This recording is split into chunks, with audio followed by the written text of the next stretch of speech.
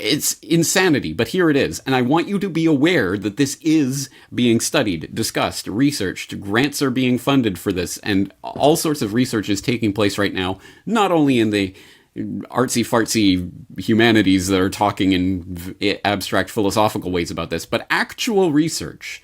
And I will offer as a single case in point of this, although there is much, much more to say, but I will offer as one single data point on this trail. This, from Harvard Magazine from January, February 2011, virus-sized transistors.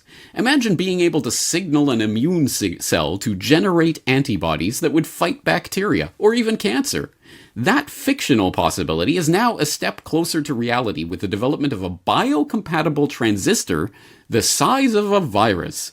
Hyman Professor of Chemistry Charles Lieber and his colleagues used nanowires to create a transistor so small that it can be used to enter and probe cells without disrupting the intracellular machinery.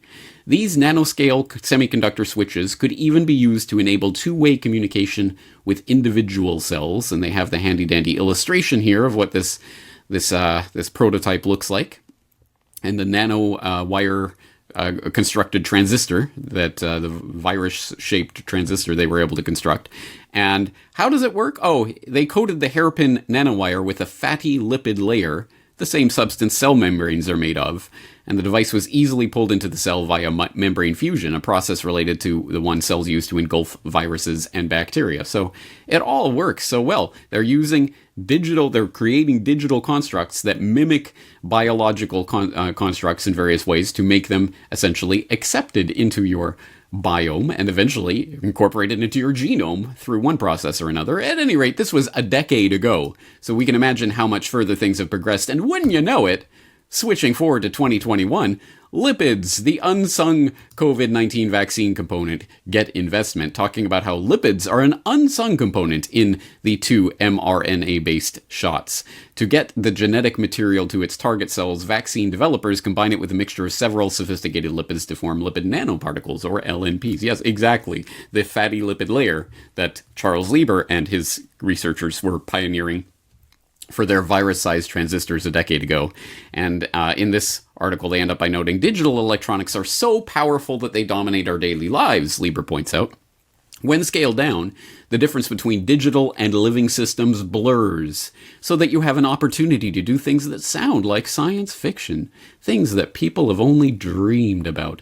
I would say had nightmares about, but yeah, I suppose that's about right. Yes, when we start combining the biological and digital worlds, we're going to see things you could only dream about in your worst nightmares. Now, of course, this story, Charles Lieber, that name should ring a bell, I hope, to people who keep their eye on the news, because, of course, you will recall in January of 2020, just before the whole hysteria kicked off, we had Harvard University professor and 2 Chinese nationals charged in 3 separate China-related cases, talking about how Dr. Charles Lieber, 60, chair of the Department of Chemistry and Chemical Biology at Harvard University, was arrested this morning and charged by criminal complaint with 1 count of making a material false, fictitious, and fraudulent statement, along with a couple of Chinese nationals who were charged as essentially conspirators in this case. And there's a lot of interesting information here about, of course, the Wuhan University of Technology and China's 1,000 Talents plan to recruit high-level scientific thinkers and all of that sort of stuff. And this is a case that is ongoing and has taken some weird turns, but at this point, the latest I could find anyway, Lieber prepares for impending trial on federal charges as he battles incurable cancer, because, of course, now he is dying of some form of lymphoma, and is suing Harvard for not defending him enough during this trial, and blah, blah, blah, and ultimately he's been charged with tax evasion of one sort or another, so whatever. The story has become a mess, but this is the same Charles Lieber, by the way, who was working on these virus-sized transistors a decade ago, and pioneering the fatty lipid layers through which these nano devices can be implanted into our bodies, accepted into our cells, in the exact same way the mRNA is now being, the modified RNA, not just messenger RNA, no, the modified mod mRNA that is being used in these COVID-19 vaccines is coated with the lipid nanoparticles, which allow them to be accepted into the cells. So this all ties together, and I hope it is becoming apparent how this ties together, and the fact that, of course, it should be absolutely evident by now that the biosecurity paradigm is precisely, exactly what these transhumanists who want to spearhead this great convergence need. It is the narrative to break down our bodily autonomy and our natural, inherent rejection of the idea. Why on earth would I be putting these nanobots into my system? Why on earth would I be implanting a brain chip or any of the other kind of absolute craziness that's being talked about here? Why would I do that? No, thank you. No, sirree. But wait, there's this viral pandemic and we all have to do our part or else you're a granny killer. Oh, okay. And so now you must take this new experimental vaccine. Anyway, here it is. It's a vaccine. It's like any jab you've had in your life. Don't worry, just roll up your sleeve. When you get really sick, it means that it's working. Yeah, it does mean that it's working. It's just not working in the way that you believe it is intended to be working. So anyway, I cannot make it any clearer. The entire biosecurity paradigm is being used as the fulcrum through which they can leverage this insanity into the transhumanist convergence that is coming, that is already coming, is already being worked on. And so few people are understanding or pointing this out. So few people are connecting these dots right now that it is absolutely worth pointing out when people do connect those dots. Same study, nano-enabled COVID vaccines. It says right here, in addition to a brief description of the design features of unique cationic lipid and virus mimicking nanoparticles for accomplishing spike protein delivery. Virus mimicking nanoparticles? Come on, guys. Virus-sized transistors. Who are we talking about? Charles Lieber and his colleagues used nanowires to create a transistor so small that it could be used to enter and probe cells without disrupting intracellular machinery. These nanoscale semiconductor switches could even be used to enable two-way communication with individual cells. Charles Lieber, the guy who was shuttled away in the beginning of this in regard to something with China. Never really defined. They charged him with something small, even though there's big discussion about treason. And now, where is he now? The leading scientist in the world making the technology that mimicked viruses. And they shut him away right in the beginning of all this. And the idea that we're talking about the transistors, we just talked about this in regard to the idea of how these could be used to include transistors in regard to the lipid nanoparticles and the injections of these vaccines.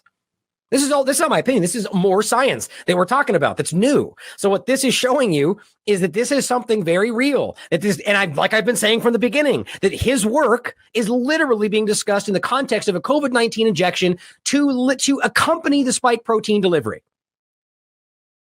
What do you know? There's something to this. And the spike protein delivery is what's hurting you, what's making it go into the brain, what's continuing to cause blood clots. And they're using virus mimicking nanoparticles. Is that not maybe what it is entirely? I don't know why this is not being discussed. If it's a virus mimicking nanoparticle, does it not make sense that in and of itself could get out of control? I mean, good God. I mean, this is something that no one cares to talk about. Guys, this study is from 2021. This is from April 2021. Virus mimicking nanoparticles. It says at the bottom, finally, we consider that the impact of nano-enabled approaches in the development of COVID-19 vaccines for improved vaccine design against other infectious agents, including pathogens that may lead to future pandemics. Oh, you mean the nano... the platform, the Moderna platform, the mRNA platform. That's what they're talking about. Same thing. Everything's going, you will never hear about normal vaccines again outside of the one they already have until they adapt those to be mRNA adaptable injections. That I'm telling you, this is a direction they're taking under the guise that it's better for you. And are we under the illusion that's been proven? None of these are even approved yet. And we're already just jumping in this direction. Why? Because this was always the plan. They told us 20 years ago. They told us 8 years. They told us in 2014. They told us multiple times in this exact discussion. James Corbett's been screaming about this forever. Well, thank you to Ryan Christian for the shout out, and thank you for noticing that yes, I have been talking about this subject for years now, but evidently not screaming about it enough, not nearly enough, because it strikes me now, especially seeing these jigsaw pieces falling into place, that we really are facing the extinction of Homo sapiens.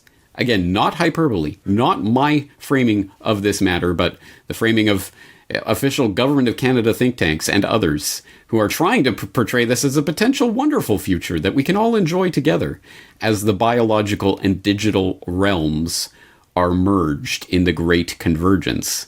It is happening. It is being talked about. It is being planned. It is already being engineered in various ways. And right now, we are witnessing the rollout of one part of this experiment as hundreds of millions of people around the world start to roll up their sleeves and accept the very first and early iterations of what can develop into these types of nanotechnologies through which they will hack the software of life. Again, if you can think of a more important topic to be concerned about in the long term, I'd be interested to hear it, but I think this really eclipses whatever flashy political story happens to be crossing through the news wires. And if you agree with me, I hope you will go to corbettreport.com/convergence, where you will find the show notes for this episode, including, of course, all of the documents that I've talked about today, the videos that we've played, etc., so that you can start at least using this as the baseline and branching out from there, finding out more, seeing some of these researchers, what is being developed, how they are rolling it out. I think it is extremely important. Obviously, this is not one of those problems to which there is an easy and pat solution. There is no tiny list of people that if we could just get rid of them, then all of this would be derailed.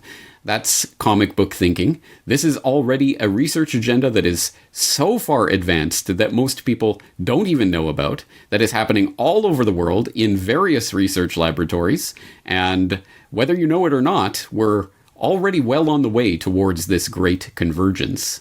And how can that be derailed? I, unfortunately, do not have the 3-step plan. And if you do, I'd be very interested to hear it. But in the meantime, it behooves us to know as much about this problem as we possibly can to even have the hope of developing some kind of counter to this agenda, some way of derailing what is barreling at us at 100 miles an hour, like a freight train. It is going to hit us very soon in the face. And I think we need to at least understand, be able to define, be able to name the process that is happening right now and what is being done. Well, here's a good start. The Great Convergence. This is a term that is being used to describe what is happening right now. And I'd say, well, it's in our best interests to know a little bit more about it. So, as you can imagine, I'm going to be spending more time on this topic in the future, and I hope that you'll be part of that process, again, digging up information about these researchers and what they are working on. Please do leave, report back to headquarters, leave the comments so that we can all work together to put together this cookie crumb trail and see where it leads. But on that note, I think we're going to end it here today. I am James Corbett of CorbettReport.com. Looking forward to talking to you again in the near future.